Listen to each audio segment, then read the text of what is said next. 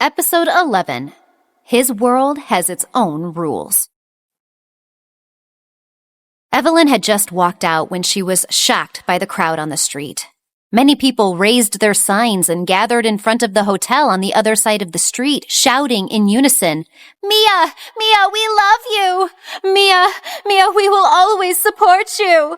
Evelyn couldn't help but stop and look at the other side. A beautiful young woman got out of the car and was surrounded by people. She gracefully pushed her sunglasses up her nose, signed a few autographs, and went on into the hotel. Evelyn blinked her eyes. She didn't care about celebrities, but she knew that woman.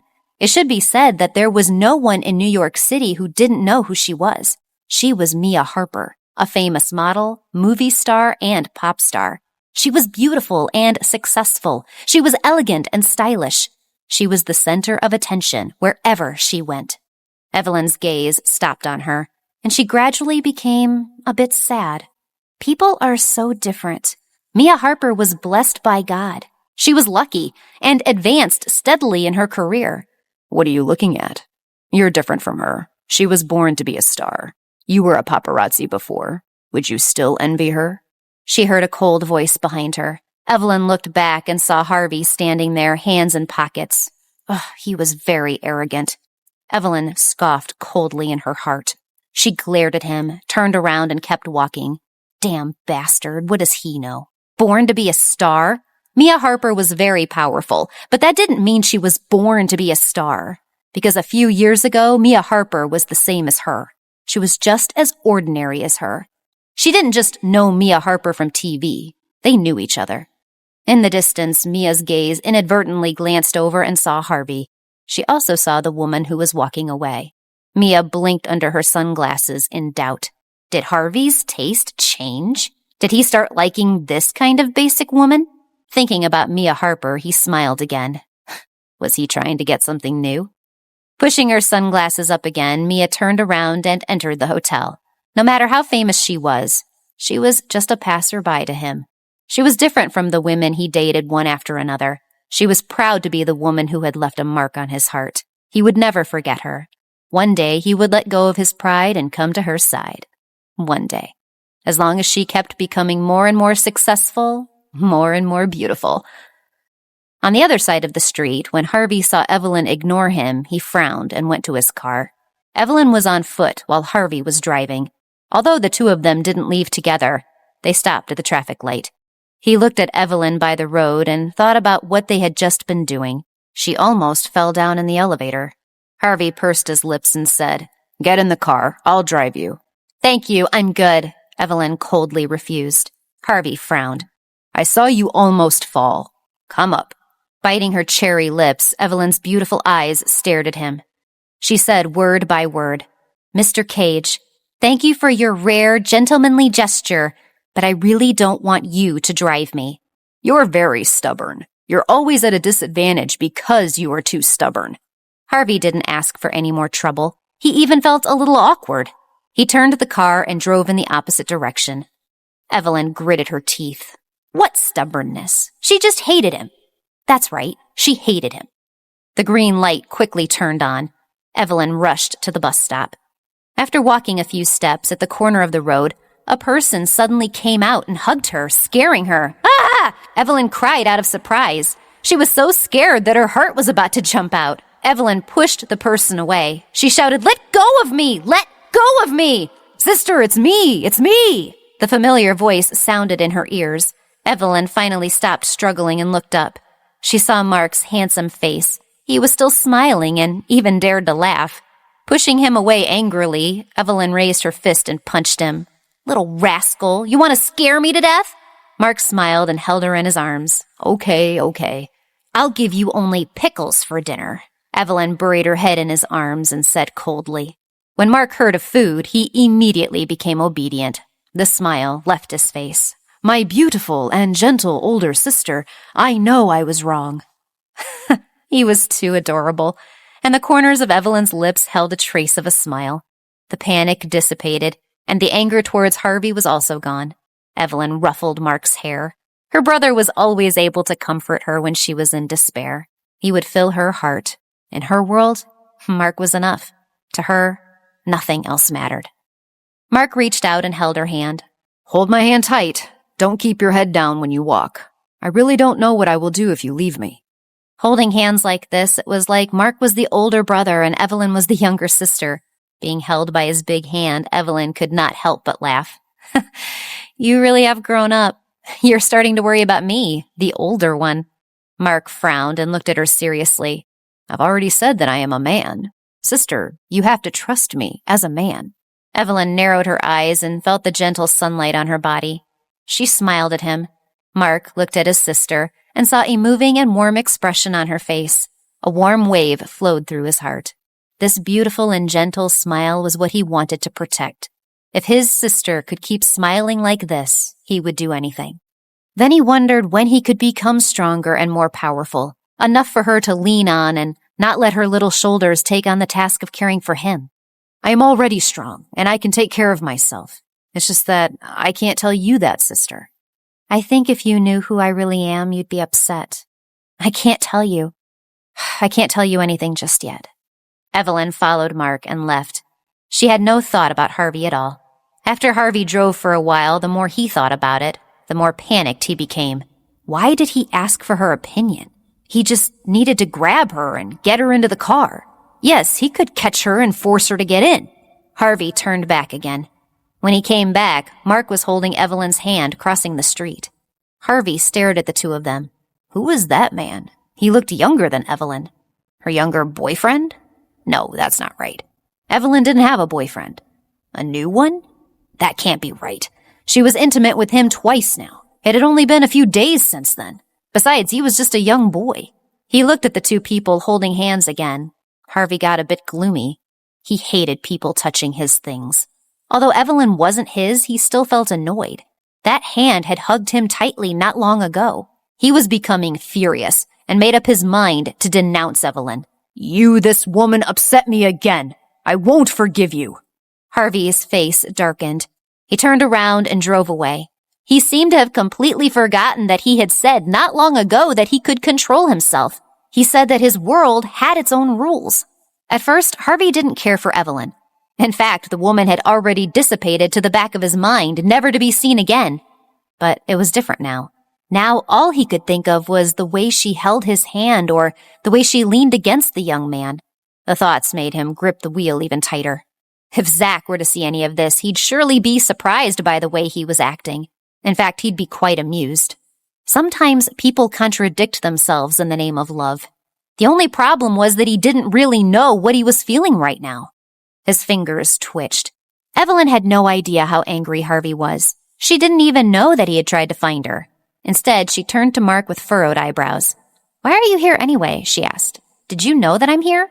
La Grenouille was located in a very privileged neighborhood. No ordinary person would be caught dead in an area like this, especially if they're at risk of pissing someone off. No matter how capable or intelligent her brother was, he didn't have enough to spend in such a luxurious area. I didn't know you were here, but I did know you were out with Cindy, he said.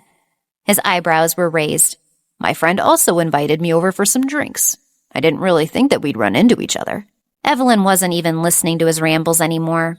Her mind shifted to Cindy. Although she had asked her friend to go back first, she knew that Cindy's stubborn personality wouldn't allow her to abandon a friend like that. She must be still waiting at the parking lot. Pulling away from him, she briefly apologized. Mark, I forgot about Cindy. I need to call her. Before he could even reply, Evelyn had already grabbed her phone and raced away. She didn't even notice the way his gaze had gradually darkened. He shoved his hands into his pockets as he stared at the tall buildings before him. In his backpack were a bunch of knives, black leather clothes, and 2 guns. They were hidden in small compartments to avoid any unexpected inspections. The last thing he needed was for his sister to find out about him. The less she knew about him, the better for both of them. He didn't need to tell her what his job was or how gruesome it could be. Who was he and what was he hiding? Is he the peace and comfort Evelyn needs? Or just another trouble lurking around the corner waiting to pounce? Episode 12. Not Brother and Sister. At the back door of the Empire Hotel, 3 streets away from the hotel Evelyn had come from, was a man lying in a pool of blood. Here he is! With a shout, a few people rushed into the back alley entrance. All of them surrounded the lying man as they crouched down, hovering over the quivering body. Sir, are you okay? Can you hear us? The pale man trembled as he struggled to open his eyes. A bright beam of light blinded him as he wrenched away from their grip. Sean, he stuttered out. Am I alive? Sean looked at the wounds the man had sustained before breathing a sigh of relief. You're fine, he comforted. Fortunately, your wounds didn't hurt any of your vital organs. I'm sure the doctors will take care of your injuries. Who the hell did this to you? Who in their right mind would even try? As soon as Matt spoke, the man grabbed him by the arm. Fear flashed across his eyes. Don't be impulsive, he stated. That man, he obviously didn't intend to take my life. This should be investigated more. Sean's gaze narrowed at the blade lying next to the man. It glinted under the sunlight, and upon taking a closer look, he could see that it was shaped like a leaf. His heart trembled. Look at the blade, he said. The person, he must be a member of the Dead Foxes. Matt had been so impatient in hunting down the assailant, but as soon as he heard who the man was, he was immediately dispirited. The Dead Foxes were the biggest gang in New York. Even if they were legitimate and well-known, they couldn't afford to go against them. Not to mention, they were just a small gang. Even their boss would have stabbed them if they dared offend someone from that group. However, how could you have offended the gang's leader? We have never had any deals with them, right? Sean, who was still looking at his brother's wound, glanced up. Let's talk about it later, okay? He's still bleeding. Let's get in the car and get him bandaged up first. Everyone gathered around the young man as they carried him into the car. Brother, the Dead Foxes have their eyes on you, Sean stated. Do you think it's because of the trial? The man smiled bitterly. You're right. Matt frowned. His gaze wandered back and forth between the two men before asking him, What do you mean? What's happening? The Dead Foxes has one rule. If they ever choose their candidate, then they must go to every extent to test that man. These tests would be selected by the leaders of other groups, and the candidates must complete them with their strength and ability. Over a decade ago, Dead Foxes rebelled, and the gang leader had been suppressed. His son has long since disappeared. Sean drummed his fingers against the leather seat. It seems he has now returned, and is subjected to a series of trials. As long as he completes the trials, he'll be able to join the gang again. If he can't, he'll live in exile. If he dies, then it shows that his strength was insufficient. Matt nodded. So the reason our brother is being targeted is because he's known as the most powerful person from our gang? That's it? It's because of his darts, right? Sean nodded. No one can dodge our brother's darts as long as they're within 15 feet. That must be why the gang leader came to find him. He gazed at the older man. He must have come to challenge you, didn't he? The older man sighed. I was careless. Looks like I've underestimated the gang's leader. The man's just terrifying. He shook his head. If he takes over the Dead Foxes in the future, the gang will definitely become even more powerful. Matt scowled. How powerful is he anyway? How many times did you hit him? There was a long pause before he responded. Not once. The car suddenly stopped. Sean's hand on the steering wheel had slipped, and even Matt was shocked to silence. Their brother smiled bitterly. I won't say anything else. I'm lucky he didn't kill me. That means he won't be looking for me in the future. He slowly said. It also means he might give me a hard time once he takes over.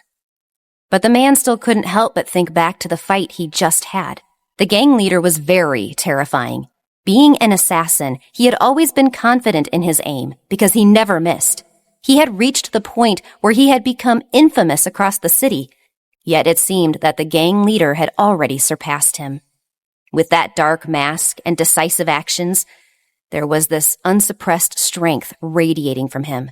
What made him so strong? People who lived in the dark would never understand how Mark, who had had a normal life of love and comfort, would become the most ruthless gangster they had ever seen.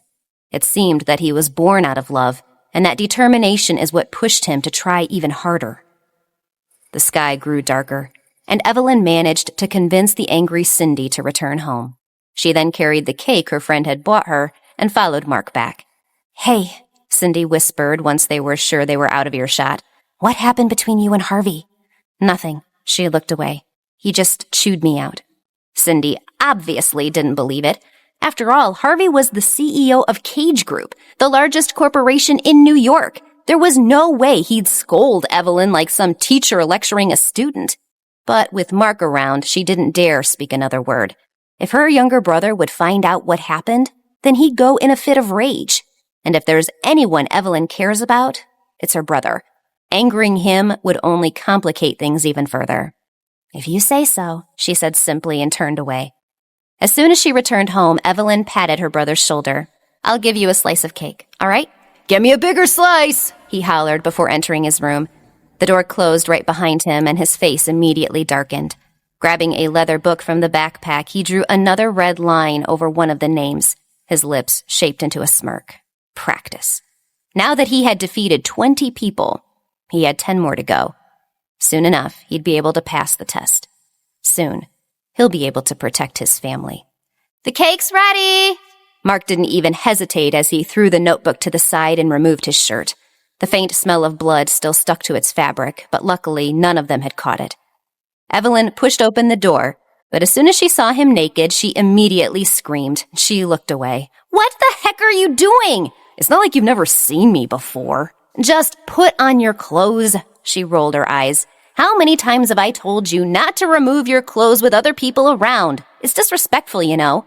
Mark didn't seem bothered as he hugged her from behind. They had always been very close ever since they were kids, so they had never really been uncomfortable with each other's appearance. "I'm hungry," he whined. His eyes widened, like a young boy pleading with his mom. Only in front of his sister was he able to relax. "Why don't you order some pizza for me?" Here he could finally relax and forget all about his day. There wasn't any suspicion or hatred between them, and he always knew that they had each other's backs, no matter what. "You may have your other girls fooled, but don't forget that I'm your sister." Evelyn thumped him on the head. "I'm immune to your pleas, so you can plead all you want. You won't be getting any pizza." He pursed his lips. "But I thought you liked them too, right? Pretty please." She sighed. This man really knew how to eat. After handing the slice of cake to him, she helplessly waved her hand. "How about this? If you take a bath now, I'll buy some pizza for our dinner, okay?" Mark leaned against the door. His dark hair fell in front of his eyes as he gazed at her disappearing silhouette. The corners of his lips twitched, and he couldn't help but burst into laughter. Although she appeared to be very firm, she still adored him. She was his older sister, after all. But in reality, no one could have ever guessed that they were brother and sister. They looked completely different. While he looked firm, she appeared soft and gentle. That's because they weren't biological siblings at all. Evelyn was the daughter of the Smith family, but his identity, it was a little more complicated than that. But it didn't matter.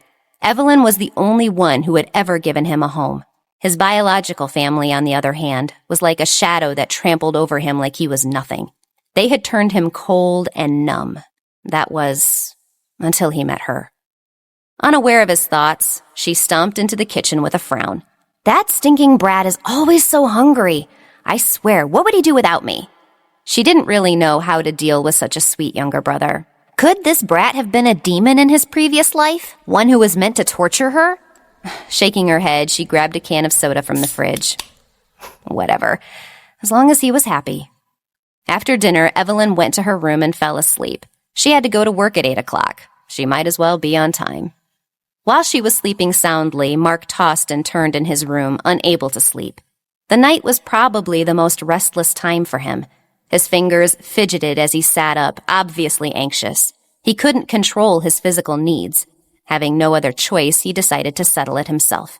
His lips thinned, and his Adam's apple rolled down his throat. His movements became even faster as he let his hand do all the work. His other hand clenched on the bedside, and his breathing had become even more ragged. "Mark?" Just then, a voice came from the other side of the door. "Are you okay? I thought I heard some rats rustling." Mark almost jolted from his bed. He was still so consumed by his activity that he almost tripped on his shorts. Hurriedly, pulling up his shorts, he stuttered, "No, it's just a small cockroach. Don't worry, I've already killed it." Why did she wake up? Did she hear him? Evelyn furrowed her eyebrows. "Okay, just make sure to wrap it up with a tissue and throw it away, okay?" "I got it, sis. Good night." He patted his cheeks in embarrassment, hoping that the warmth would fade away. Right. Good night. She finally left with a teddy bear in her arms. Mark sighed in relief. He was lying on his bed, staring up at the ceiling. It's best that I keep these feelings to myself, he murmured to himself, clutching his chest. Better to be here to protect her than not at all, right? His emotions had already changed throughout the years, and there were so many conflicting thoughts crowding in his head. But was this something Evelyn needed to know? Could he risk ruining the friendship they had for the truth? Was Evelyn ready for the bitter and obnoxious truth? Episode 13, The Short One Over There. Evelyn woke up the next morning at 7 o'clock. She left the house, basking in the sun. The corners of her lips stretched into a wide smile as she skipped along the sidewalk. How could she not be in a good mood? After all, she finally got a job. Even though Harvey forced her to take it, she was still in a good mood. Might as well do this job well, right? After taking the bus and strolling down the streets, Evelyn even arrived at the restaurant early. She waited until 9 till La Grenouille opened, and she followed the lobby manager inside. It was a little awkward because of their conversation the other day, but soon enough she could feel the atmosphere relax. It's a good thing you came on time, too, Ronald Bling said with a smile. He looked to be in his early 30s with his creased forehead and warm eyes. Why don't I take you to your supervisor? Looking around the second floor, Evelyn walked past the table where the incident happened. Yesterday's memories flashed back like a tidal wave, and she could feel her face heating up. Now's not the time. Besides, she needed to forget about everything that happened yesterday. After listening to her instructions, she received her uniform. As soon as they reached the end of the hall, Mr. Bling clasped her shoulder. This is Emma Gray, your supervisor, he stated. Go change into your uniform and start your training, all right? All right, she said. Miss Gray, please guide me. Emma looked to be a few years older than her. She had already worked in La Grenouille for some time, and it was obvious that working there had already made her arrogant. She crossed her arms. You're so petite, and your uniform doesn't even fit you. She cocked up an eyebrow. Are you any good? Evelyn smiled awkwardly. I'll work extra hard. Emma didn't look impressed. Hard work is useless. Some things you either have or you don't. Like your height, it's just something you can't change. After a pause, she added, How about this? I'll teach you once. Whether you learn or not is your problem. Evelyn's mouth twitched. Sure, she wasn't tall, but she wasn't that short either. What's so wrong with her being short? It wasn't like it was a bad thing for a woman like her. What did this woman have against her? She didn't know what this woman's deal was, but even then, Emma was still her supervisor. The only thing she could do was smile and wave without saying a single thing. After all, she came here to earn money, not to cause trouble. However, Emma wasn't very patient when she explained things to Evelyn. She spoke very fast and was all over the place. Luckily, Evelyn had brought a notebook with her. Otherwise, she would have been lost in the confusing explanations. Her job involved many details. For example, if she were to serve coffee, she mustn't move any of the coffee cups in order to prevent the taste from being affected. If she were to serve wine, then she'd have to ask the guest to taste it first. As she's pouring it, she's required to whirl it a couple of times to bring out the fragrance. All of these nuances she must remember. More importantly, they were in a high-class restaurant. Their French had to be good, since they were a French restaurant. This was easier said than done. Evelyn took a deep breath as she changed into her uniform. But as soon as she put on her uniform, she couldn't help but feel a bit uncomfortable. The clothes did seem bigger than what she had initially thought. The dress was black with a V-neck vest. There was a black rose ribbon tied around her neck. While everything looked okay, the collar was a little big for her taste, but she didn't really mind. At noon, more and more customers started rushing into the restaurant. While some of them were foreigners, others were from the upper class. The manager watched them from afar, monitoring their every move. He was actually quite impressed with Evelyn, who both spoke good French and had memorized all the rules. The afternoon had passed, and soon enough, they were ready to go on a break. However, there was a booked table that still wasn't filled. That table had the best flowers, and the tableware was gilded. It was different from the other tables. Even the decorations were far more exquisite. Not being able to help herself, Evelyn glanced up. Miss Gray, who booked that table? Is he someone important? Emma rolled her eyes. Everyone who comes into this restaurant is important. We're the top restaurant in New York, after all, she drawled. Everyone who comes here is obviously part of the top 1%. Are you going to ask about the weather next? The corners of her mouth twitched. Was this woman trying to mock her? A few moments later, Emma sighed. Anyway, you'll find out soon enough. He's a big shot in our city. In fact, I'm sure you've heard his name many times. With a turn of her head, she waved her hand. I'll leave it for you to guess. Her eyes widened. Big shot? What big shot? At the same time, in the Cage Group's CEO office, Secretary Zach had just finished reading over his documents. He glanced at the watch to see that it was already past 12. Mr. Cage, are you still feeling well? He glanced up. Do you want to have lunch first? Lunch? Harvey was at the center of the office. His eyes narrowed. What time is it? It's time for lunch, sir, he sighed. You forgot to eat again. The CEO was great at everything. Not only was he swift and decisive, but he was also very generous when it came to salaries and bonuses. However, on things that didn't count, he was very forgetful. He even forgot that it was time for lunch. Zach suppressed the urge to sigh, putting a hand over his rumbling stomach. At this point, he was going to die of hunger if he didn't remind this man. His eyes lit up as he stood to the side. We should eat. All right. What do you want me to order? Harvey shook his head. No, let's head out. I've already booked us a table. Zach paused. It must have been a strange day for the president to be so willing to eat out and work, he said teasingly. What's so strange about that? He shrugged. I just want to relax during lunch. Yes, he just wanted to relax. Harvey got up from his seat and strode to the door. Zach followed him. His eyebrows were furrowed as he was trying to guess what was happening.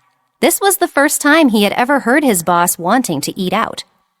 It was about 1 o'clock, and there weren't as many people in the restaurant anymore. Evelyn was about to relax when she heard the elevator ding from the second floor.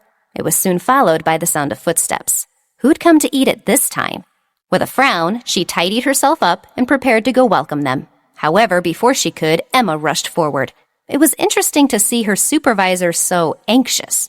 Just a few hours ago, she was ordering her around for every little thing, and now she wanted to do everything herself. He must have been a big shot, all right. Oh, welcome, Mr. Cage. I'll lead you to your seat. Her sweet voice echoed across the hall, and Evelyn froze. Who? She subconsciously raised her head and looked over at the man by the stairs. The atmosphere around them dropped by a few degrees, and she could already feel herself trembling. Her lips pursed. Had he come to look for her on her first day? Was he doing this on purpose? Did he want to torture her or something? What a jerk! Evelyn squeezed her eyes shut and took a deep breath. No, she wasn't going to sit around and guess his intentions. The best she could do was turn around and walk away. It's best to just hide out.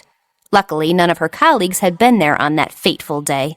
That day when they met at the restaurant, it was a different shift. That was why not a lot of people remembered her. Plus, they were too concerned about saving their lives. Biting her lips, Evelyn ducked her head. The short one over there. Let her come and serve me. Harvey's magnetic voice echoed, and her back immediately straightened. Was it a sin to be so short? She was only slightly shorter than the other people here. It was them who were too tall for her. It wasn't her fault that she didn't fit the model standards. When Emma heard him call for Evelyn, her smile became stiff. Mr. Cage, she's still new, she said kindly. She's still not familiar with the way things work around here. His gaze turned cold. Don't make me repeat myself. He didn't have to say another word for her to tremble in fear. She stumbled back and got quiet. Of course, she murmured, trying to keep herself from shaking. She scuttled to the back where she saw Evelyn serving the customers. You, girl, Mr. Cage has already called you over, so you better serve him well. If you do anything that makes him less than happy, you can pack your things and leave. Of course, she nodded reluctantly. While she didn't want to serve Harvey and wanted to avoid him at all costs, she couldn't bring herself to disobey Miss Gray's words. After all, it was her first day at work. She turned around and made her way to the young man. She was looking down. She didn't really need to look up to feel 1,000 gazes piercing in her back. At this point, she knew for a fact that she had offended all the female waiters on the second floor. It wasn't like she wanted to do this. If she could, she'd pass over this customer to them. Evelyn stiffly stretched out her hand in invitation. Hello, Mr. Cage. This way, please. As she was bending down, the huge neckline fell slightly, revealing a light-colored bra. Harvey frowned. Evelyn, don't you think that your dress is a little bit inappropriate? Inappropriate? Blinking, she slowly shook her head. The uniform's a bit big, she started, but I don't really mind. She had never really been a picky person, and she also understood that there wasn't enough time to get her a more customized uniform. The best she could do was to make use of what she had, but that was not what Harvey was trying to imply. He had to take a moment to process what she was going to say. Sometimes he couldn't help but wonder whether this woman was stupid or just naive. How many guests did you greet this morning? His frown deepened. Why did he care? She didn't bother to ask him. Instead, she briefly answered, This is the first time I've ever actually greeted a customer. If you hadn't called me out, I wouldn't have come here to greet you. Harvey blinked as if satisfied by her answer. That meant that she wasn't stupid enough to let others see her then. The corners of Harvey's lips twitched as he glanced around. Was this her giving him special treatment? Did Evelyn finally surrender to Harvey and his demands? Episode 14. Tip. Harvey took a step forward, and he didn't say anything else. His head tilted to the side as if he was waiting for her to lead the way. The smile on his face had dissipated entirely. What the heck is he planning? Evelyn grudgingly led the way and placed the menus down once they were all seated. While her actions were well-mannered, her voice was as cold as ice. Mr. Cage, what would you like to order? He didn't seem to be bothered as he flipped through the menu. Is the service here really that dull? He cocked up an eyebrow. I may have to report to the manager about this. Asshole. Her fingernails dug into her palm as she plastered a wide smile onto her face. Mr. Cage, what would you like to order? The faster she could get out of here, the better. He didn't need to be a psychologist to know she was forcing a smile. Deliberately flipping through the pages, he pursed his lips. I don't like any of this. Then why don't you try another restaurant? I may not fire you, but I could have your salary reduced. He finally placed his menu on the table. Something in his eyes flashed. Are you sure you want to treat me with that attitude? The only reason she had taken this job was because of the high salary. If that was deducted, then why exactly was she working here? She clenched her jaw. No, she mustn't get angry. It's only best that she stayed out of trouble after all. It was her first day here. The last thing she needed was to recap what had happened in the past. Mr. Cage, she said slowly through gritted teeth, why don't you tell me what you want to eat? I'll ask the chef to make you a special dish. The chef would agree, right? After all, he was a big shot around here. There was a few seconds of silence before he finally spoke. I want to eat something light. Do you have any kid-sized dishes? No. Pizza? No. Something from Italian cuisine. Not being able to take it anymore, Evelyn finally snapped. This is a French restaurant. We serve French cuisine only. Whatever you're doing it on purpose, aren't you? You said that you could ask the chef to make anything I want, right? Harvey leaned back against his seat. I've already ordered, and you said you couldn't do it. Is there really nothing for me to eat here? Her hands trembled with frustration. Haha, the guy really was looking for trouble. Ah, but there is one thing that I've already eaten here. It tastes quite good, too. I might want to have that again, he said finally. Oh, she was getting furious. She grappled onto her straws and asked, What is it? I'll ask the chef to prepare that for you instead. Whatever the bastard wanted, she'd provide as quickly as possible if it meant him leaving her alone. Only then did he finally bring his eyes to look up at her. You. Her heart skipped a beat. That asshole! You, she stuttered, immediately returning to her senses. Her cheeks were flushed as she stumbled back. What nonsense are you talking about?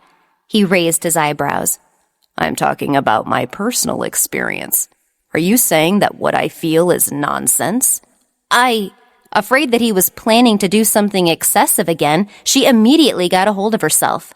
Look, I didn't mean to offend you, okay? Just don't do anything unreasonable. Unreasonable? He suppressed the urge to scoff, but he did relax back into his seat. After all, he had no desire to force others to do things they didn't want to do. What's the point of forcing her? Besides, he was hungry.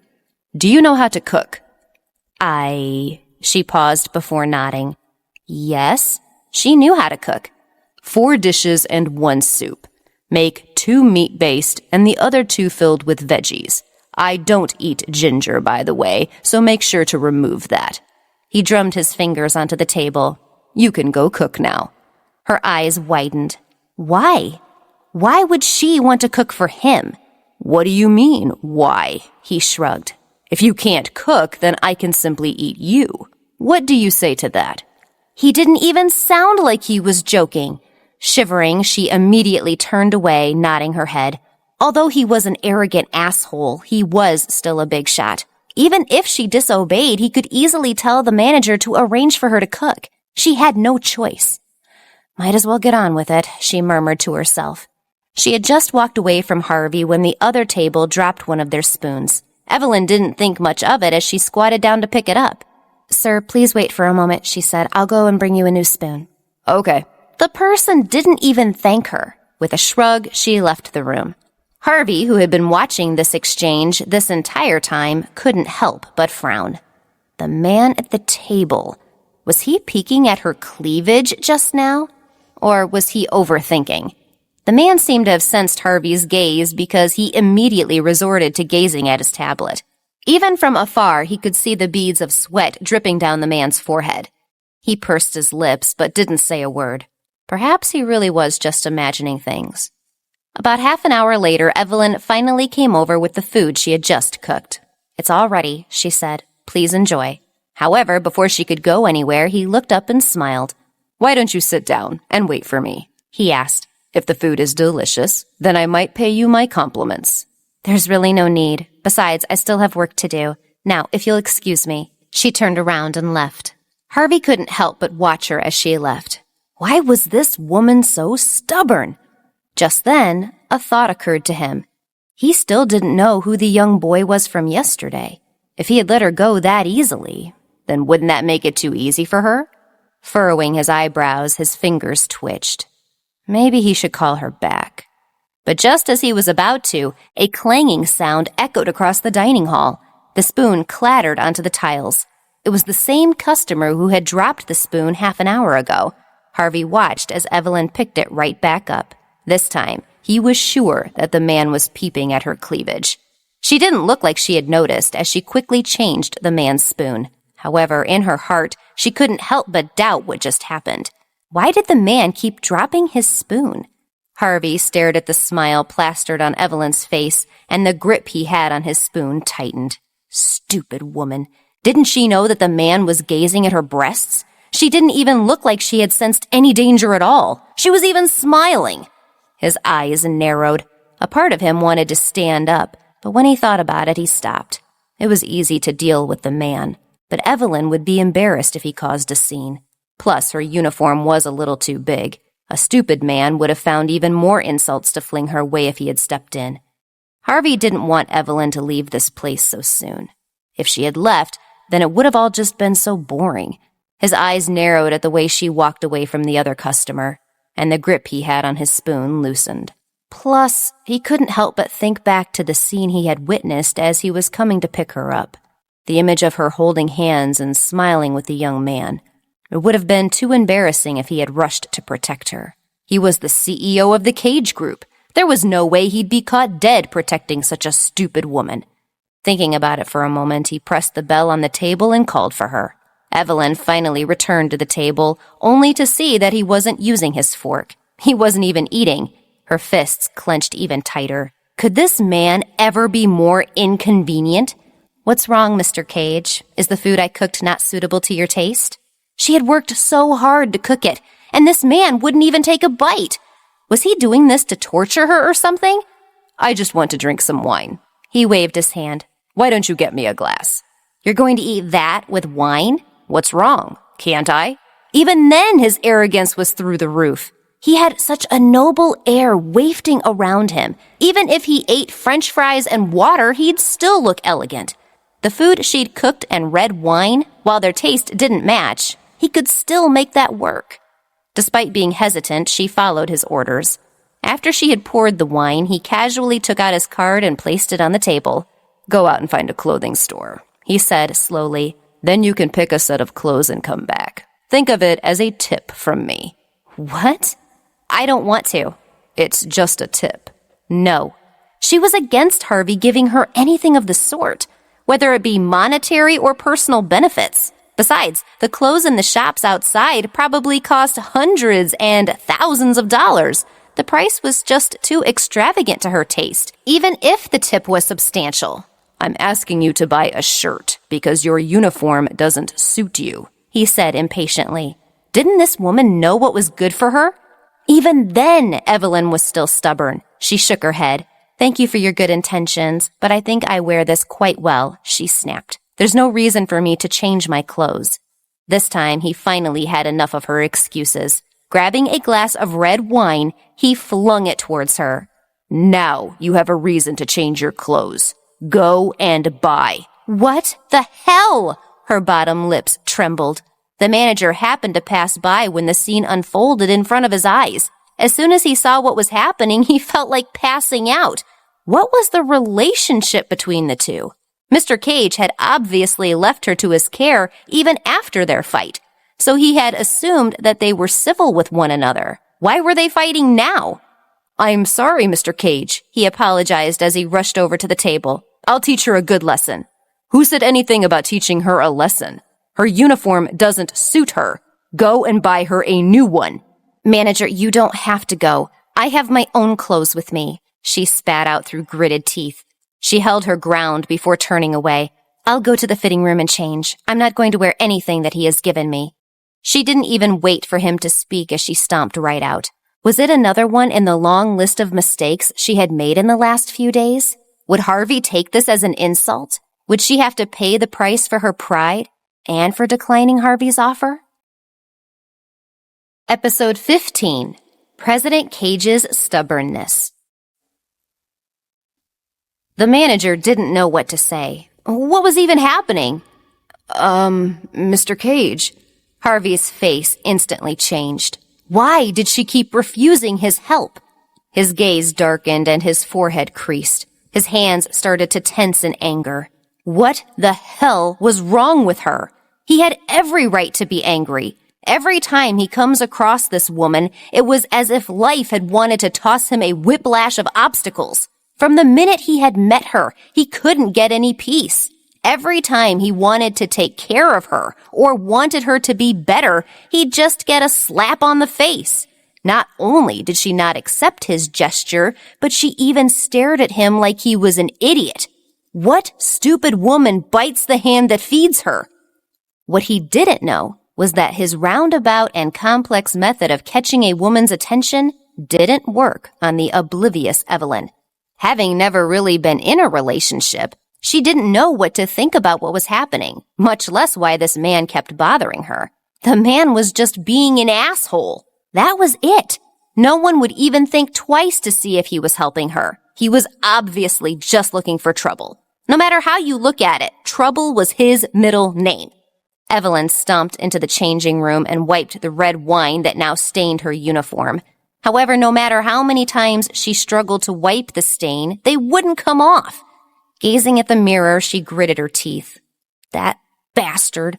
What the hell did I ever do to him? Oh, if looks could kill, everyone would have already been 10 feet under. Outside, Harvey was also sulking after her outburst.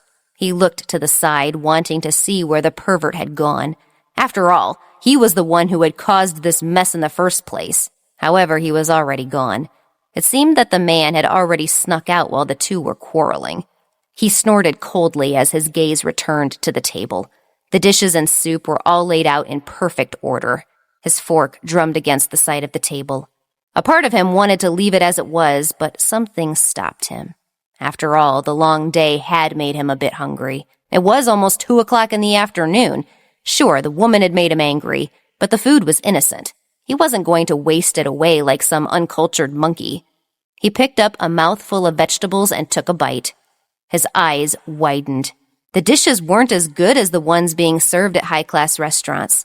The spice could have been better as well, but there was something so ordinary about this dish that made it seem so comforting. It felt like tasting home. It wasn't dull in the slightest. While it may not be as rich and flavorful as all the spicy dishes he had been fond of, there was something so fulfilling with each bite he had.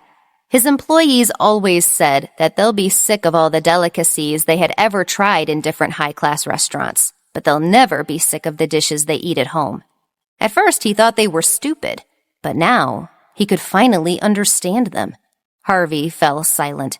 It had been a while since he had tasted such a warm, home-cooked meal. It was like visiting another world.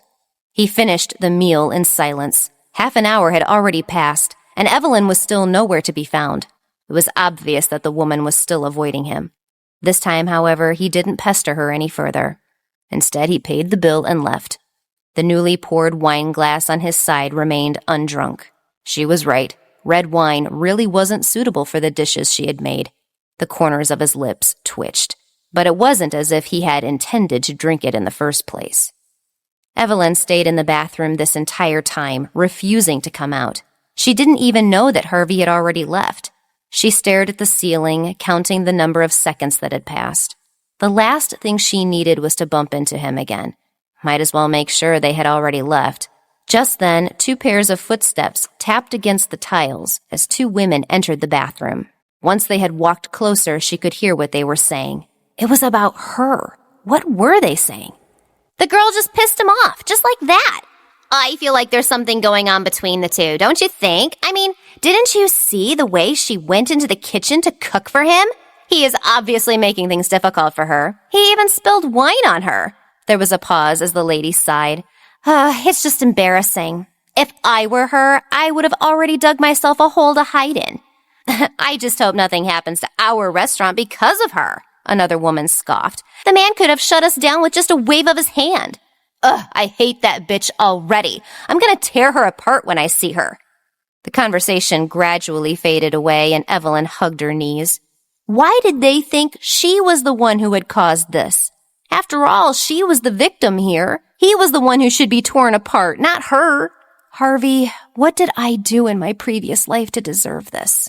Evelyn murmured under her breath.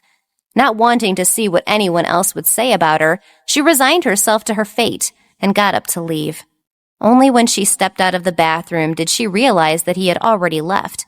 She tilted her head to the side, scanning the perimeters. When she was finally sure, she let out a sigh of relief. Coincidentally, the waiter who had just been cleaning up the table walked right past her. Evelyn turned around to see that Harvey had actually eaten her cooking. She froze. He had deliberately made things difficult for her, but he ended up eating her cooking? What was he thinking? At that time, Mr. Bling, the manager, walked over. Evelyn took a look and lowered her head. Sorry, it's my fault again. I swear he sighed. What's your relationship with Mr. Cage? There was a short pause before she said, We have nothing to do with each other.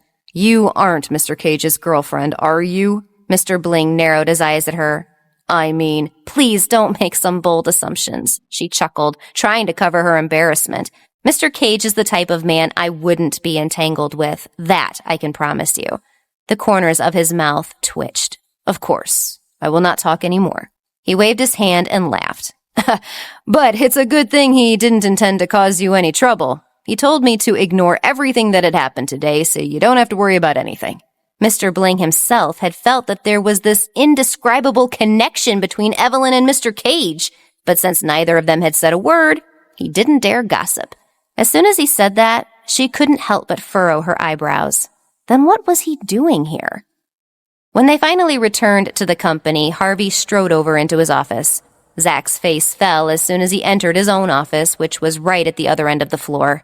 As soon as the secretary entered the room, everyone else hovered around him. Zach! They all whispered, "What's wrong with the president? Did something happen?" "The man has activated his monster mode," he murmured under his breath. "Everyone should be on high alert." "He's in a bad mood? Wasn't he okay when he went out to eat?" Zach shrugged. "Maybe he ate something bad. I don't know. It's not like I could read whatever that man was thinking." With a sigh, he turned away. "Let's just all get to work. Hopefully we can get off work on time today." He had planned to watch a movie with his girlfriend that night, but knowing his boss, he might have to cancel. If the boss were to work overtime, then they'd all have to follow. It really wasn't easy working for him. It was a good thing the salary was high enough to be worth their frustrations. In the office, Harvey twirled his pen, unable to concentrate. He had always been the type of a man who separated his personal and professional lives. But why was he suddenly so caught up with Evelyn? No matter where he looked or what he did, his thoughts kept turning to her. He gritted his teeth. Should he have explained things clearly? After all, perhaps she had misunderstood him too. He dotted the paper with ink till he finally looked up. He'd look for that stupid woman once she was off. After all, he had no reason to be misunderstood. He'd also buy her a few clothes, just to make sure that she'd actually wear them. It was weird to see how stubborn his mind was, but even he couldn't see how baffling he was. Only then did he feel less irritated than he did half an hour earlier. He nodded. If there were matters getting out of track, then it's his job to drag them back onto the track. No one could tell him what to do. After all, he was Harvey Cage. Only then did he manage to get back to work. He organized all the documents on his desk and read through them till around 5 in the evening. He went to have dinner first. Once everything was set, he sat in the coffee shop and waited. However, as the seconds passed by, he grew more and more anxious. It was Evelyn's first day of work. In order to familiarize herself with her obligations, the restaurant wouldn't let her off till around 9:30 p.m. Because of this, he had no other choice but to wait until then. He drove his car around to the entrance of La Grenouille, knowing fully well that she'd pass by this street. Rolling down the window, he put on his sunglasses and stared at the empty sidewalk. The only question that bothered Harvey was whether he could coerce this girl into buying a few dresses. Was he questioning his capabilities? How could such an ordinary girl have such effects on him? But was Evelyn still in the restaurant? Or after spotting Harvey's car, had she managed to sneak out? Episode 16, Somebody Help Me. Evelyn had been busy this entire day. However, just as she was about to get off work, Miss Gray's voice echoed across the hall. "Evelyn, come over!" She had already been so exhausted after following all their instructions, but it wasn't like she could do anything about it. With a sigh, she turned towards the supervisor. "Miss Gray, it's almost time for the next shift. Do you need me to do something else?" Miss Gray pulled her over and pushed her towards the kitchen. "Just take out the trash," she snapped. Originally, Phil was supposed to be the one to do it, but he had a date with this girl, so he had already left. "Since we're rushing to close the shop, do you mind helping us out?" Of course she'd ask that. A part of her wanted to refuse, but after going through what she did today, she certainly didn't want to cause any trouble. With a nod, she plastered a smile on her face. "That's fine. I'll just dump out the trash." "All right, we're leaving." Evelyn grabbed the large garbage bag and headed out the back door. What she didn't know was that the streetlights to the back were broken for weeks. The shadows crept around the alleyway, making it hard for her to see. The breeze brushed against her face, but she seemed unbothered as she dragged the bag towards the trash can. Just as she was about to reach the can, someone grabbed her arm. She froze. The middle-aged man was behind her. "It's so late at night. Aren't you afraid of the dark?" She trembled. "Who are you? Let go of me! Let go of me!" She swung her bag to the right. The garbage bag hit the person behind her, but he was already too fast. He immediately pushed her up against the wall, and her head crashed against the surface. "Crap!" She breathed out as her vision blurred all around her. Her heart raced in her chest. As the grip around her arms tightened, she found herself faint. "It's a man! It's a man!" Somehow, his appearance was far more terrorizing than if he were a ghost. Her face went pale. In the darkness, a flashlight hovered over her frightened face. The bags under her eyes were evident as she trembled. "Take my purse, please," she stuttered. "I'll give you all the money. Just please let me go." "Why would I need something I already have?" A lewd smile slipped into his lips. The middle-aged man ran his fingers up and down her waist. "Little beauty, it seems we meet again." Her body trembled under his grip as she gazed into the person's eyes. It was the same customer who kept dropping his spoon at the restaurant today. She screamed. Harvey waited on the side, gazing at the empty road. However, no matter how long he had waited, he still couldn't see the petite figure prancing across the street. Even when the waiters had already left, he still couldn't see her. Only then did he hear a bit of their conversation. "Damn, you're evil. How could you let Evelyn throw out the trash?" One of them chuckled. "I heard that there's a pervert at the back door." "Oh, it's just a rumor. What pervert is there? Besides, it's just to scare her." "No way. I really heard that there was someone else who had seen the pervert," one of them insisted. "He was wearing a suit, and I heard that he even raped another woman." "Please. Why didn't she call the police if she was really raped?" "Because he's rich. He even gave her a briefcase full of cash and told her how influential he was," the woman snorted. "It would have been useless to sue him." Miss Gray frowned. Fear bubbled in her stomach, but she quickly pushed it back. "Forget it," she murmured, waving her hand. "Even if she meets that pervert, I'm sure she'll consider it her lucky night." Harvey's face instantly went dark.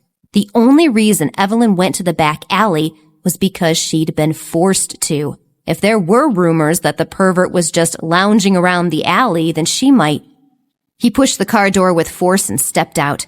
He looked serious and gloomy. There was a certain dominance to his movements, attracting everyone's attention. "Where's the back alley?" He was driving a very expensive sports car. Even Ms. Gray had to slow down just to see what model the car was and who was driving it. What she didn't expect was for Harvey himself to step out of the ride. Her heart skipped a beat, and she couldn't find it in herself to say another word. "The back alley, where is it?" he snapped again. "It's at the back of La Grenouille. Just turn left at the road," Miss Gray's colleague immediately replied. His hands were trembling as he gulped. There was something about the man's demeanor that could make anyone run for the hills. Harvey scowled. "If something bad happens to her, you all better be prepared." He didn't even wait for them to say anything back as he rushed into the back alley. Ms. Gray was still in a daze. Only when he'd left did she finally come back to her senses. Her face went sheet white, and her hands started shaking. Was he serious? Of course he was. "What you said is just a coincidence, right?" she stuttered. "There's no pervert in the back alley, right?" Her companions were also shaken up. "We knew nothing about this. We didn't ask her to go anyway." One of them finally spoke up, pointing a finger at the woman. "You're the one who told her to go. If anything bad happens, you'll be the one to blame." "What are you saying?" Ms. Gray snapped. "It's not like I knew this would happen." All the women could feel despair wrenching in their hearts. The best they could do was pray that Evelyn wouldn't get into any trouble. The last thing they needed was to have the richest man in the city after them. But it seemed like all their prayers were useless. Evelyn's screams echoed in the dark as she struggled against the man's hold. "Somebody!" she yelled over and over again, trying to rid herself of the man's groping hands. "Help me! Help me, please!" The man was very strong. He used his legs to steady her trembling legs, locking her to the wall. "You can't run away, little girl," he whispered. "Besides, in a city like this, no one would care if you live or die." She shook, struggling with all her might. "I don't want to do this. I don't. Please, just let go of me." She squinted her eyes. All she could see was the beam of light practically blinding her sight. Suddenly, before she could think, the man ripped open the front of her shirt, revealing her lace bra. She gasped, but before she could try and cover herself, the man stopped her. "Now, what are you struggling for?" he said snidely. "I already said I'll give you the money, won't I? No need to struggle." Please, I really don't want the money," she stuttered. "Look, you can find another woman who's willing to be with you. Just please, I'm begging you, don't touch me. Stop." Deep despair crawled up and down her skin. But no matter how strong she tried to wrench herself from the man, He still managed to hold her in place. What did she do wrong? What did she do to deserve this? Are you talking about prostitutes, little girlie? Aw, too bad for you, because I like my women a bit better than that. Don't struggle, will you, love? He slowly pulled down her pants before leaning in close. She could feel his bad breath, and she could feel tears rolling down her cheeks. I'm sure you'll feel good in a bit. No, I don't want you. You bitch, I already told you to stop moving, didn't I? Annoyed, the man slapped her right on the face. The skin at the corner of her lips broke, and blood trickled down her chin.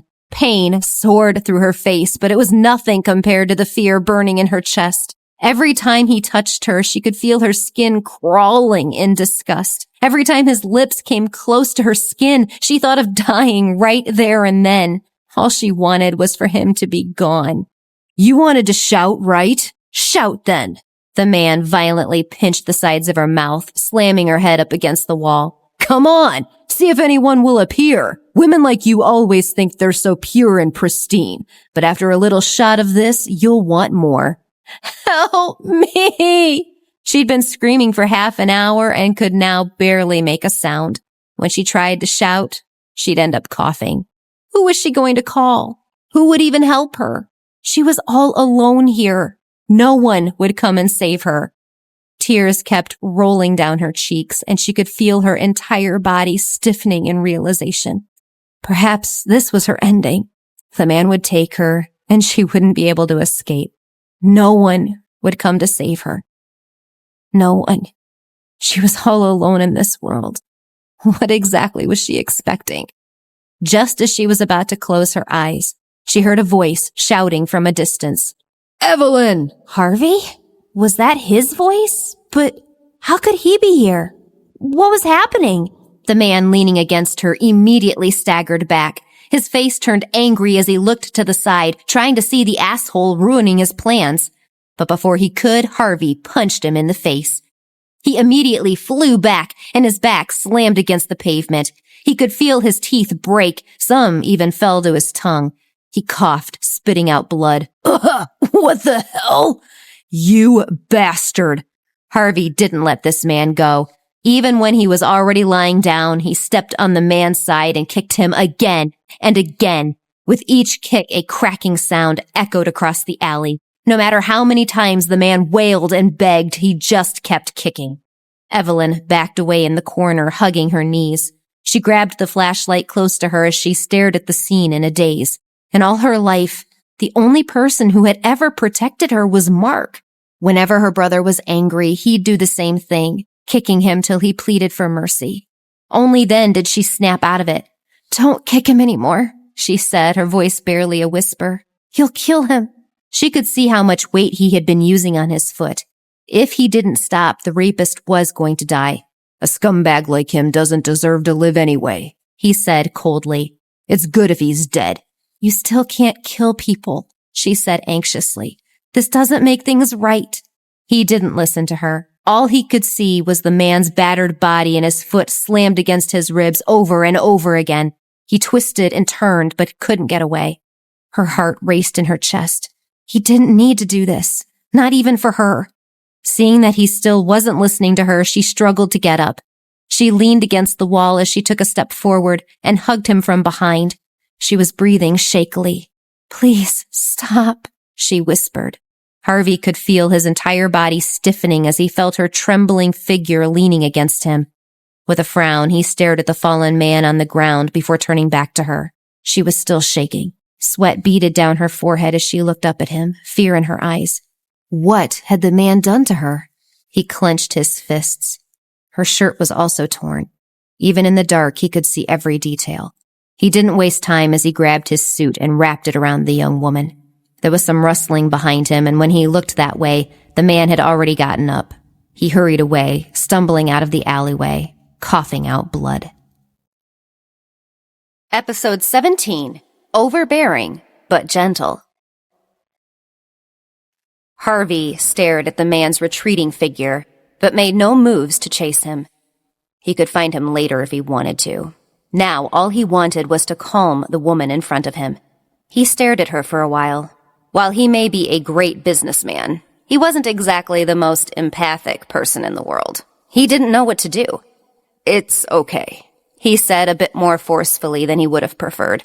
"You don't have to be scared anymore." As she heard this, she wanted to cry even more. Evelyn didn't want to cry. She didn't want to be seen as weak by the man she despised. But no matter how many times she tried to stop herself, her tears just kept coming. "Don't cry." Harvey frowned in confusion. "It's okay now." It's not like I want to cry." She shook her head, clenching her jaw. Did he think that she wanted to cry in the first place? Grabbing the suit around her body, she turned away. I just can't help myself. I can't stop them from falling." Her body was completely out of control. Her throat was hurting, and she could feel her eyes already throbbing from all the tears she had shed. She trembled in front of him, unable to look up. "Calm down. You'll hurt yourself if you continue to cry like this." He tightened his hold on her shoulder. Did he think she didn't want to stop? But just as she was about to snap back, she felt her legs suddenly go weak. However, before she could slide against the wall, he held her in his arms. He stared at Evelyn for a long time. Her hair was in disarray, and her teeth were chattering. He could even see dried blood on her chin, and he wiped that away with his thumb. There was an unexplainable pang in his heart. "Evelyn, I won't be taking advantage of you. This is just to help you calm down, okay?" He slowly took a step forward. He waited for her to say something, and when she didn't, he slowly leaned in for a kiss. She allowed him. Harvey licked the corners of her mouth as his hand stroked the back of her hair. This kiss was different from before. There wasn't any heat or lust. Instead, it was warm and gentle. She could feel him steadying her as his fingers ran up and down her hair. It was as if he was calming her through his lips rather than through his words. A few seconds had passed, and he finally pulled away. "Don't be afraid, okay?" She slowly relaxed under his grip. When he finally pulled away, her face turned beet red. "Thank you," she murmured, unable to look him in the eye. "I'm fine now. Yes." She felt slightly better, so she removed herself from his grip. Although she still appeared flushed, she had finally steadied her footing. However, just as she was about to get up, he held her waist. "Don't move," he whispered. His voice was slightly deeper than normal. "You're fine, but just give me a second." "What?" She blinked. However, when she felt something poking her back, she froze. She didn't need to be a genius to know what it was. The moment she felt it in her back, she immediately jumped forward. "Let go of me. I want to get up," she murmured. Harvey raised his eyebrows. "You really are ungrateful," he teased. "I saved you, and you turn against me?" What did he mean by turning against him? Was she the only one feeling awkward and embarrassed in this situation? She turned away, unsure what to do. She shivered. "I can't help you with that," she stuttered. "You can clearly help." Who else could help him? His right hand? He certainly didn't want to do it himself. Evelyn was speechless. The air had cooled around her as she blinked, pretending to not understand. She didn't even want to say another word. It was far better than doing what needed to be done. Harvey looked around, forgetting about their previous conversation. The dark alleyway was an ominous sight, and his lips curled. "This place. You won't be able to forget it that easily," he said slowly. "It will leave a shadow." It had. As he was saying it, the man's face flashed in her mind, and she fell silent. Her body started trembling all over again as she leaned against his arms. While she didn't say a word, her actions said enough. "It will leave a shadow in your heart, but all you have to do is overcome it," he told her. "You'll soon forget about meeting him here." "You say it so easily, but how can you forget such a terrifying thing?" "I can help you forget." He stared at her deeply. "The only thing you need to remember about tonight is me and you." She paused. What should I do? What was she supposed to do? Her breathing had become rapid, and she could feel her heart racing in her chest. There was an unbearable tension between them. An inexplicable emotion clutched her chest, and she could feel herself trembling next to him. "Should we?" Before she could finish her sentence, he had already kissed her on the lips. His arms wrapped around her waist as he pulled her close to his chest. The alley was covered in darkness, and all they could hear were two distant voices. They seemed to be groaning as they grind against each other's bodies. The woman pulled him even closer. Should we do it here? I'll handle it. He was a little overbearing, but there was a sense of gentleness in his words, which was different from the last time they had encountered each other. After some time, the two finally came out of the alleyway. There wasn't anyone around but the two shadows striding down the street. If one could look easily, they could see her beet-red face. Evelyn held on to his shirt. Her legs were still a little sore from what they'd been doing back in the alley. What the hell had she done? Was she crazy? What was she even thinking? Evelyn staggered, but just as she was about to fall, Harvey grabbed her. You can't even stand properly, he said. Concern flashed in his eyes. I'll carry you to the car. There's really no need. I can walk on my own, she replied quickly. He simply ignored her resistance and carried her like a bride. Rather than being reasonable with this woman, he might as well just do it directly. Besides, she always refused him at every turn, even if she needed help in the first place. You always say no, but when I start doing it, you don't even complain, he murmured almost fondly. She scowled.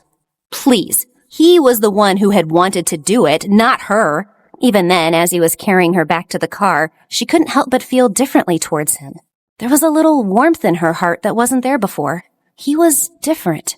Ever since he had saved her, it was as if her walls started coming down. All her resistance towards him weakened. After carrying Evelyn into the car, he sat on the other side. Just then, she thought of Mark. Had he gotten home? If he had, then he'd definitely be worried when he'd see her like this. She paled at the thought, and she hurriedly grabbed his arm. Don't talk for a second, she said. I'll just call my brother. If he's at home, I can't go home like this. You have a brother? She nodded. Ever since my parents passed away, it's been just the two of us. The scene from yesterday replayed in his mind, and his eyebrows rose. How old is your younger brother? He's in college, so he might not be home tonight, she shrugged. But I still need to ask.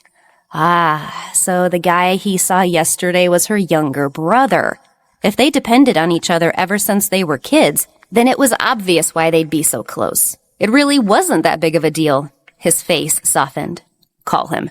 The corners of his lips rose. I'll be quiet. She nodded, dialing his number. Hello, Mark, she said once he picked up. Are you home? No. There was a short pause before he asked. What's wrong? Did something happen? Don't worry. Besides, I'm working in a very exclusive part of the city. What's the worst that could happen? Evelyn faked a laugh. Afraid that her brother might catch on, she quickly added, I just want to say that I might get off work a little late. I'm heading home in a bit, all right? Sleep well. Harvey watched her finish the phone call, his lips pressed together. After a few minutes, she finally looked up. My brother's not home, she said, her voice filling with relief. You can take me back. I can't let you go back like this. Since your brother isn't there, you don't have to rush back. He drove down the street and her eyes widened. Different stores appeared in her window, and soon enough, they were already going in the opposite direction. What are you doing? She asked, panicked. I need to go home. Relax, I'm not going to kidnap you. He blinked. We're just going to make a little stop here. He pushed the brakes right at the corner. Evelyn looked to the side, only to see tall and slender mannequins blocking her vision. From the small chandeliers to the smooth glasses, it was obvious that he had stopped at a high-end store. Before she could say anything, he got out of the car and pulled on her door. Come out. She frowned, but followed his orders. However, as soon as her feet hit the pavement, he gently pulled her inside. The shop was open 24 hours a day, ready for any sort of wardrobe emergencies that might happen to their clients. The saleslady stood right at the front, her glinting eyes shining at the guests. Welcome. What can I help you with? I need a set of clothes for this lady. He motioned to the woman standing beside him. Of course, sir. We'll prepare it for you right away. As soon as the saleswoman had finished speaking, she immediately called out to her colleague. The man standing in front of them didn't look like he was short of money. Naturally, he'd be looking for the latest and most expensive collection.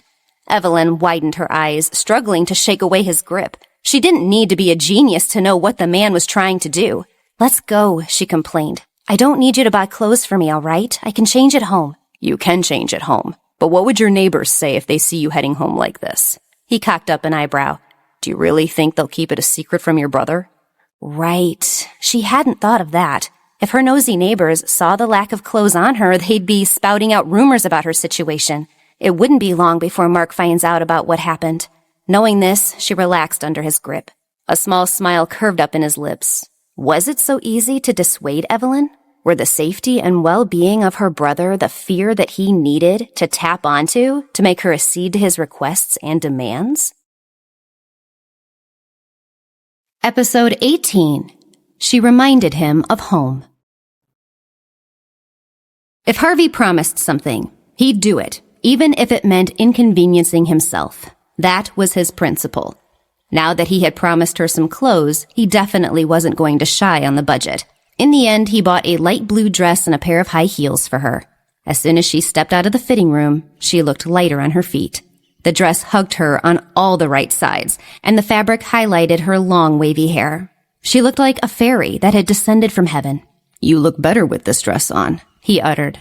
What did he say? Even she couldn't find it in herself to retort. How ugly did he think she was? Did she only look good when wearing expensive things? When they finally got into the car, she turned to him. "How much is the dress and the shoes?" she asked anxiously. "I can pay you back." 300,000. What did you say? Her eyes widened as she sputtered out the amount. There was no way the dress cost 300,000. That's more expensive than 10 years of her utility bill. Don't joke around. This doesn't cost that much. It may not be worth 300,000, but you forget to add up all the time and energy I spent picking that out for you. He gave her a side glance. If you really want to pay it back, you can pay it with that amount. If you can't, then you can just shut up. She almost choked at his words. Fine. If he didn't want to accept her money, then so be it. Evelyn crossed her arms over her chest. Even as the car had started moving, the atmosphere between them was uncomfortable and awkward. Harvey continued to look straight ahead. While he liked the fact that they were sitting in the same car, he couldn't help but feel the tension coming from her. He glanced at her from time to time, admiring the way the dress fit her. Not sure what to say, he just kept silent. She fiddled with her fingers. The man had not only saved her, but he was also kind enough to buy her some clothes. Perhaps she really had been a bit too harsh with him. "Thank you for today," she finally said. "But why were you there in the first place? I didn't expect you to show up." The last time she heard of him, he had already gone back. Harvey glanced at her. Although he was in a good mood now, he still didn't want to ruin his chances with her by saying that he had come to force her to get new clothes, or that he wanted to know who this young man was. It would be strange for him to say that. It wasn't as if they were together anyway. "I was eating out with my friend," he said casually. "After we got off, I heard one of your colleagues saying that there's a pervert in the back alley and that you were the one assigned to take out the trash. I just had to go take a look to make sure you were all right." A pervert in the back alley? Realization flashed across her eyes. Emma Gray had done it on purpose? It was a good thing she was already inside the car because she felt her legs go numb. She knew that Emma Gray hated her guts. Anyone could tell it from a glance, but she didn't expect that a woman would be capable of doing such a thing. It wasn't as if she'd done anything against her. The woman really deserved to go to hell. Harvey gazed at her for a couple of seconds, but even as he did, he found no expression of anger or fury flashing across her face. Her face looked completely calm. "Aren't you angry?" he asked. "I mean, if I hadn't shown up tonight, who knows what that asshole could have done to you?" "Of course I'm angry," she snapped. "It's just, I keep thinking, what have I done to her to make her think that I deserved this?" "But you don't seem like you want to get revenge." "Revenge? What could I do to level the playing field with her?" She laughed bitterly. "Even if I just scream at her face, it wouldn't have been enough to justify what she had done." The only thing she needed to do was to avoid her going forward.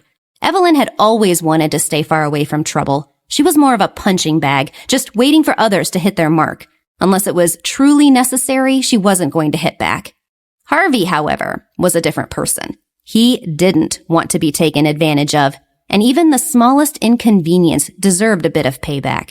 As soon as her words echoed across the car, his scowl deepened. Then was that it? She was going to leave it be? "I'm not asking that you scream at her face," he said slowly. "I'm just saying that you should teach her a lesson she wouldn't forget." "Nothing happened to me anyway. It wouldn't be good to cause a scene." "God, you're like an ostrich," he snorted. "Do you know what I'd do if I were you?" She clutched her seatbelt. "What?" A cool smile slipped into his lips. "I'd ask 10 people to rape her 10 times in the alley where she asked you to go. I'd take a video and send it to her, torturing her for 10 months. Even if she tried to kill herself, I'd swoop in to save her." Harvey gazed up at the sky. "Only when she finally collapses will my anger be gone. Then I'll let her fend for herself." Evelyn felt all the hair on her body stand up in shock. This man really shouldn't be offended. His heart was far too dark. She froze.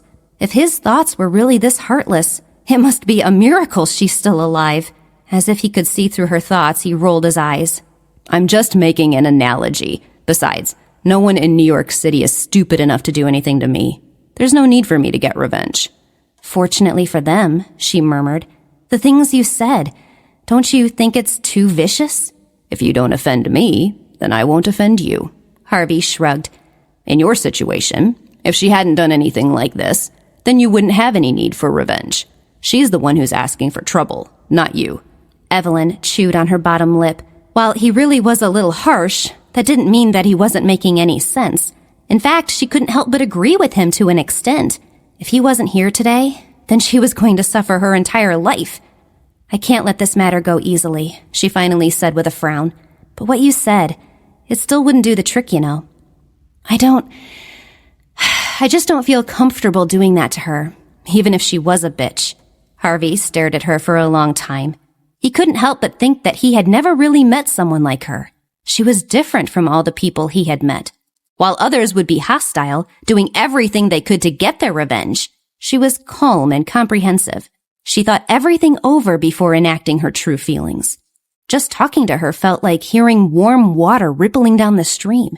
It felt calming and refreshing speaking to her, as if he was a changed man. Evelyn wasn't stunning, and she certainly wasn't charming. She wasn't a young lady from a rich family, but she certainly wasn't poor either. Yet she was the type of woman that could make even the most evil man change his mind in a split second. The mere thought made him feel weird. Has he ever met someone that made him feel comfortable like her? Not really.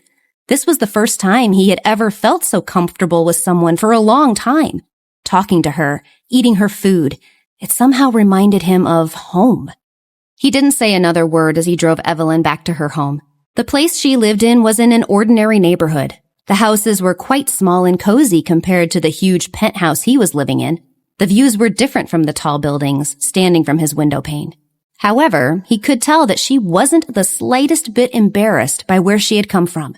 When he finally stopped at her gate, she stepped out of the car and said, "Thank you for taking me home. And for the clothes," she said sincerely. "I'll be heading up now." You're leaving, just like that? She blinked. What do you want me to do? Harvey frowned. He had been helping her this entire night, yet she still remained so cold. Shouldn't she be kissing his cheek with a shy smile? Shouldn't she say, "See you next time"? In all the books he had read and movies he had watched, the beautiful heroine always thanked the hero. Couldn't she have learned a thing or two from them? Seeing how she was averting her gaze, Harvey slowly swallowed his pride. He turned away, not wanting to blame her for being so uncomfortable around him. Besides, he wasn't a bully. He wasn't going to force a woman to kiss him goodbye if she really didn't want to. He'd just wait for next time. After all, she probably had a long day today. I don't need your thanks, he said. I'll just ask you to return the favor some other day. Without another word, he turned around and left. He's really calculative, that man, she murmured, mostly to herself, as she watched his retreating figure. But after all the things they've gone through, she wasn't the slightest bit surprised. Shaking her head, Evelyn turned around and went up the steps. She had just reached the corner of the staircase when she saw a man waiting for her. Her eyes widened, and she almost fell to the ground. What was he doing here? Episode 19. Payback. It was only when she looked closely did she see that the man was none other than Mark. She heaved a sigh of relief. "What are you standing around here for? You scared me." She faked a laugh. "I thought you weren't coming back tonight." Instead of smiling and hugging her like he usually did, he frowned and took a step back. You told me that you were out working. But why is that man driving you back? He narrowed his eyes at her dress. And the clothes you're wearing, they aren't the same ones you wore this morning. The sound of the wind whooshing across them was the only sound she heard. Silence settled between them, and she could feel her fingers twitching. Oh, this was bad. She didn't expect him to be here. How was she going to explain this? Should she even tell him? No, she mustn't tell him. She could just make up a story. Why don't we go home and talk? It's not convenient to talk here. Mark nodded. When the two of them had returned home, Evelyn poured him a cup of tea and sat down on the opposite chair. I'm going to tell you the full story, but you shouldn't panic. okay? His heart skipped a beat. What did that mean? Was he her boyfriend? Was he? While he couldn't see the man inside, he could tell that the car was expensive. Not only that, but the clothes she was wearing were obviously from a popular brand. No matter how he thought about it, she couldn't have bought it herself. His heart sank from the thought. Evelyn took a sip from her tea. She had actually lied a lot to her brother when she was much younger, so this was like a walk in the park. I've been assigned to 2 tables at work today. Since I was new, my clothes didn't really fit well, so they're slightly larger around the collar. One of the drunk customers would deliberately throw the spoon onto the ground just to get me to pick it up and take advantage of me, she slowly said. The other man from the table caught it, and they got into a bit of a scuffle, which ended up with my clothes being drenched in wine. The drunk customer didn't think that was enough, still looking for trouble. Another customer helped me and brought me home. Evelyn decided to remove all the violent things in her story. If Mark knew the truth, he'd likely throw a fit. She didn't even bother to say what Harvey did. Just as she had thought, Mark slammed his fist onto the table. "That damn pervert!" he snarled. "What does he look like? I'll kill him!" "It's nothing. I've already handled it." She waved it off. Mark looked at her for a long time. His forehead was creased as he grabbed a hold of her hand. "Really? If there's anything else, you can tell me, you know," he said slowly. While she was older than him, he was still worried about her. "I'm fine, really," she insisted. "Look, I'm in perfect condition, aren't I? Besides, I'm older than you. Shouldn't I be the one worrying about you right now?" "Still," he argued, reaching out. He pulled her into his arms, tightening his hold around her. One of his hands stroked down her hair. "I'm just worried for you, that's all." Guilt stirred in her heart. "I'm sorry I have to lie to you, but there are just a few things you shouldn't know," she thought. Reaching out, she buried her head into his chest. "I'm fine, okay?" she comforted. "I'll be fine." He pursed his lips for a while. "But that man just now, he isn't interested in you, is he?" "Please, don't talk nonsense." She hurriedly rejected the idea. "He was just kind enough to send me back. I'm sure he didn't mean anything by it. Besides, I didn't even know his name." "You didn't leave your number?" "No. Harvey didn't have her number, and she didn't have his. At least that was the truth." As soon as Mark heard this, he finally calmed down. He couldn't help but reach out and stroke her hair. "You shouldn't hide anything from me in the future, okay?" A small smile slipped into his lips. "Like you've said, I'm already grown up." "All grown up, huh? But why do you still look like a kid?" she teased. "Sis, I'm being serious," he protested. Evelyn bit back a laugh, sticking out her tongue. Fine. My little bro's finally a man. I'll tell you everything starting now, okay? And when the time comes, I'm counting on you to protect me. All right?" Mark breathed a sigh of relief. The darkness faded from his gaze. "I'll protect you. I'll protect you," he promised readily, leaning his head against her shoulder. Once both of them calmed down, she returned to her room. She took off her clothes and put on her pajamas. She hung the blue dress at the front, taking a step back. She couldn't help but admire the flattering dress. "It's really beautiful," she murmured to herself. Her eyes narrowed, admiring the soft prints and the intricate design of the fabric. There were even a few Swarovski crystals sewed into the sleeves. Her fingers twitched. This was probably the most gorgeous dress she had ever owned. Evelyn found herself falling back onto the cushions as she gazed up at the ceiling. Her dream of becoming a fashion designer had faded to the back of her mind. But even then, she still couldn't help but ponder over it. Would it have all been different if she had just chased her dream? Turning around, she squeezed her eyes shut. Harvey soon flooded every corner of her mind. She had never really thought that she'd meet a man like him. He was rich and noble. People like him were pretty rare in her world. Although she had heard of his name, she never really thought that he'd soon know hers. After all, the worlds they lived in were too far apart. While he was used to stylish clothes and 5-course meals, she was used to casual clothing and home-cooked dishes. Back then, she hated his guts. Not only was he arrogant, but he was also incredibly infuriating. Yet, he was also the same man who had saved her life. The strong arms that tugged around her waist were also the same arms that had come to protect her when she needed him to. As the thought streamed through her mind, she couldn't help but furrow her eyebrows. What was wrong with her? She had been so annoyed with this guy, and now he wouldn't even leave her thoughts. Shaking her head, she pressed her head against the pillows. Forget it. It's better for her to sleep early. As soon as she relaxed under her blankets, she slowly fluttered into the dark. A few hours had passed, and Mark returned to his room. The relieved expression on his face had long since faded as he grabbed the notebook stuffed in his bag. Flipping through the pages, he drew a mark over a name on the second page. Shit. He breathed out, changing into his leather jacket and hood. Once he was all finished, he walked out of his room before passing his sister's room. "Evelyn?" he murmured, knocking on her door. However, just on the first knock, the door swung open. He resisted the urge to groan. Even if he was at home, she shouldn't have been complacent enough to leave her door unlocked. Peeking through the door, he peered at her sleeping figure. "Good night, sis," he muttered before walking out of the house. While his sister was safe, another person on the streets wouldn't be as lucky. The next day, Evelyn still went to work early. In fact, she was so early that she was the first to arrive. The doors swung open and she was immediately greeted by the manager. "Your new uniform is ready, Miss Petal," Mr. Bling called out. "You should wear this. I think it will suit you better." Her eyes widened slightly. "I didn't expect it to be done so quickly." "A miracle, really," he forced a smile. "I just came across the perfect size for you." It really wasn't a miracle. To be perfectly honest, he didn't sleep a wink last night. How was he going to when Mr. Cage's secretary had called him up and asked him to prepare a specific uniform size by the next day?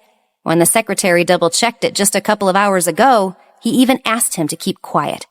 Evelyn didn't really know that the uniform in her hands was custom-made, but when she did put it on, she couldn't help but appreciate the cut. It was far more fitting. Plus, the fabric looked more exquisite than the ordinary uniform she had used yesterday. Could they have modified my uniform? She murmured to herself. Perhaps her colleagues were wearing the previous batch, and she had the modified ones. After a while, her colleagues started coming in one after the other. Emma Gray didn't sleep a wink last night either. She just twisted and turned in her sleep. Every time she closed her eyes, she thought of Harvey's face, and not in a good way either. She didn't know how Evelyn was last night. Perhaps she was safe and sound, but all she could think about was the worst-case scenario. Just the thought itself was enough to make her tremble. Did Mr. Cage say anything to Evelyn? Did she offend him?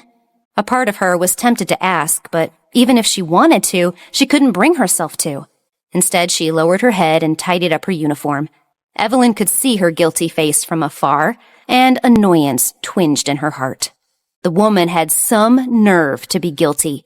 Ms. Gray had shown no hesitation when she had played her right into the pervert's hands. She actually had the balls to commit such atrocities, but she didn't have the balls to face the consequences of her actions. She rolled her eyes.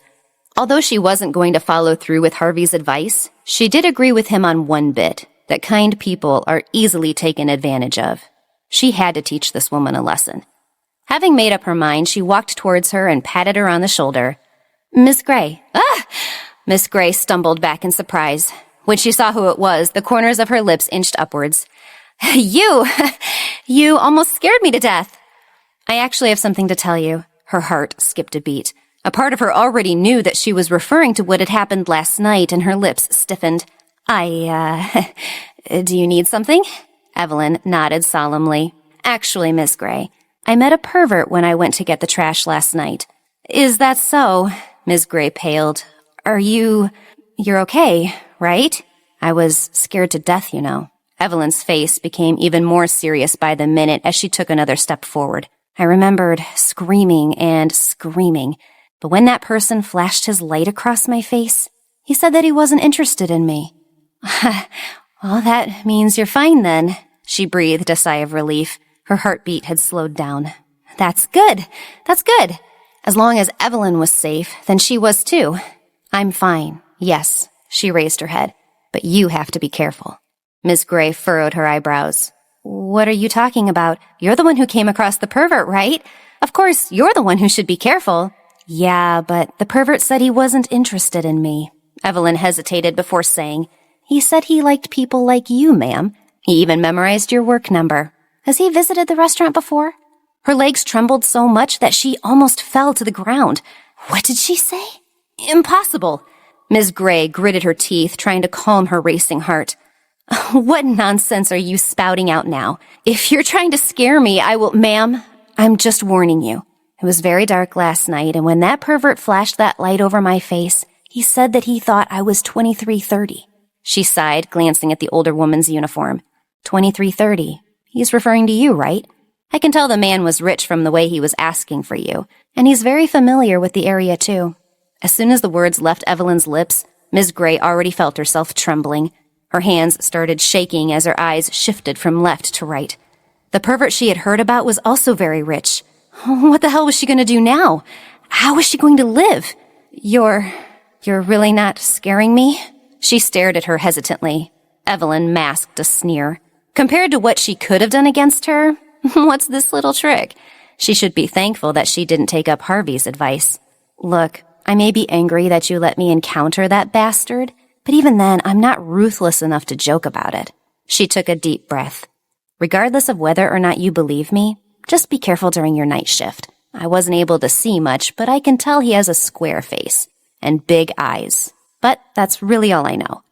Just as she was about to leave, a horrible thought made its way into her head.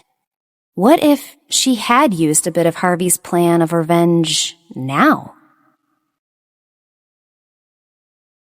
Episode 20. She's Sweeter Than Desserts. Evelyn felt proud of herself when she finally left. After all, there were tons of men with square faces and large eyes. She had obviously served one of those men before in the restaurant. Let her be afraid of every man she meets. Ms. Gray was a sweaty mess. Her eyes shifted from side to side as she struggled to remember all the clients she had served. In the end, she simply asked for leave and went back home. Ha! If someone harmed her, she would retaliate just as much in a more clever way than people might expect. Even if she didn't use Harvey's techniques, she had her own way of getting the job done. The entire morning was peaceful. The sun was shining, the winds were calm, and she really thought that this work was cut out for her. Even the customers weren't that bad, apart from the occasional busyness. That was until she saw the next customer that had just walked in. Harvey was seated right at the far corner. While he didn't attract any attention, his presence was enough to drag a couple of gazes towards him. Her heart skipped a beat. What the heck was this man doing here again? Was he going to cause any trouble for her? She reluctantly took a step forward, her forehead still a bit creased from the realization. When Harvey looked up, he raised his eyebrows. You can't even smile when you're looking at the man who saved you? The corners of her lips twitched. Respectfully handing the menu to him, she plastered a smile on her face. Mr. Cage, what do you want to order today? If he wanted her to play nice, so be it. He didn't take the menu. Do you have any recommendations? Well, Evelyn glanced at the menu. Our specialty today is Florentine steak. The beef we use has been directly imported from Italy, and it's less than 100 days old. We'll use our special charcoal to roast it, adding in our truffles and secret sauce. I really recommend that. Anything else? She suppressed the urge to roll her eyes. We have braised goose liver. How about spaghetti? Taking a deep breath, Evelyn resisted the urge to smack him at the back of his head. What the hell was his problem? If he wanted spaghetti, he could have just asked instead of waiting for her to recite every food choice they were offering. We have spaghetti with caviar. The black caviar has been specially selected from prime sturgeon fishes, imported all the way from Caspian Sea. I'm sure you'd like it. He slowly nodded. Her heart skipped a beat. Did that mean he was going to order already? Just as she was about to write it down, he raised his head once again. How about your fish soup? I want some of your fish soup, please. Her smile dissipated almost immediately. If you want to have a simple fish soup, then you can go home and ask your maids to do it for you. I'm just a waitress here, not a chef. I still want to eat what you cooked. If possible, her jaw would have fallen even lower than it had been before. There was something so bewitching about his voice that she felt as if she was being lulled to sleep. Pulling away, she pursed her lips. We have rules here, and I'm more powerful than rules. Plus, I did save you last night. Fine, she finally said, resisting the urge to scowl. I'll cook for you. Was this how the rich spend the rest of their lives? Just lounging around and ordering people around? Was that all there is to having tons of money just lying around? He was clearly just ordering her for some power tripping. Even then, it wasn't as if she could do anything about it. After taking the menu away, Evelyn stomped in Mr. Bling's direction. "Manager," she said, not being able to hold back her snappy tone, "Mr. Cage has asked me to cook fish soup. I might need the ingredients." "That's fine," he cut her off hurriedly. "Pick any ingredient you want. Just make sure not to piss him off today, all right?" Although Mr. Cage had given them tons of money to compensate them for the incident yesterday, it was still enough to drive the guests away. If this continued, then their business would go into a rut. "But," she sighed, "could no one else see that she was suffering too?"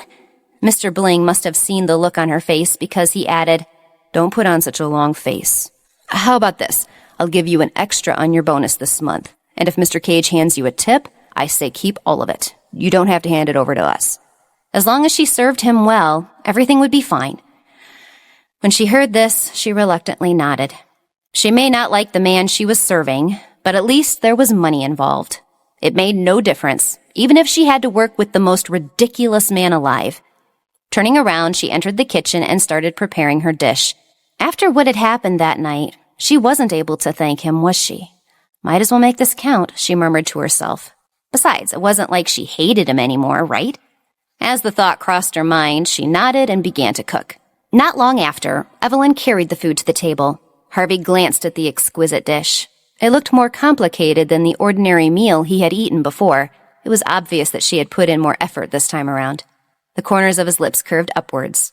"It looks really good." She didn't say another word in reply. His gaze fell on the other plates and cups she had brought out. It seemed that she had also prepared something sweet for him. "You even brought me some tea." Her cheeks turned bright red. "I've heard that it could lower your blood pressure." His eyes glinted. "You seem to know quite a lot about that." Evelyn shot him a glare. "Just eat it up. I'm going to work now." Harvey was a man of few words, but when he did say something, his words were enough to leave a woman flustered. What was with all the side comments? He may be a well-dressed man, but in reality, he was only a hooligan at heart. Just as she was about to leave, Harvey grabbed her arm.